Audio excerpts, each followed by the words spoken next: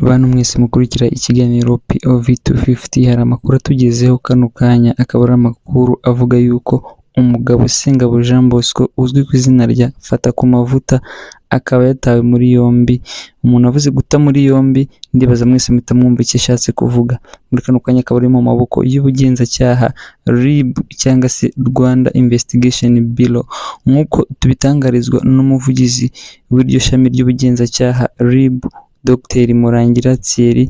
Akaba yadutangarije yuko uyu mugabo Fatakumavuta cyangwa se Sengabo Jean Bosco akaba yatawe muri yombi akurikiranwaho ibyaha birimo ukubiba urwango, gukwirakwiza amagambo mabi cyangwa se kwibasira abantu bamwe na bamwe, cyangwa se gushyamiranya abantu akoresheje imbuga nkoranyambaga ziwe akurikirwaho n'abantu benshi cyane.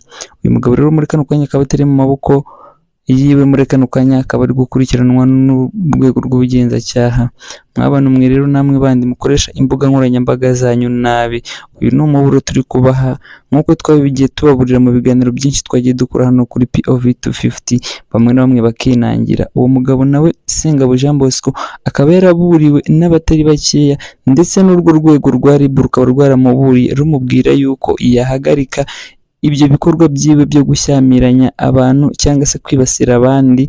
Akaba yarinangiye. Urwego rw'ubugenzacyaha rero rukaba rwahisemo kuba rwamuta muri yombi, kubera yuko iyo rukuburiye ntiwumve hakoreshwa izindi mbaraga, nk'uko twagiye tubitangarizwa n'uru rwego mu biganiro byinshi byagiye bitambuka ku mbuga nkoranyambaga. Murakoze cyane abantu bakurikiye ikiganiro POV 250, tunagira inama abandi bose bakoresha imbuga nkoranyambaga zabo nabi ko byababera isomo ibibaye kuri uyu mugabo witwa Fatakumavuta. Murakoze cyane.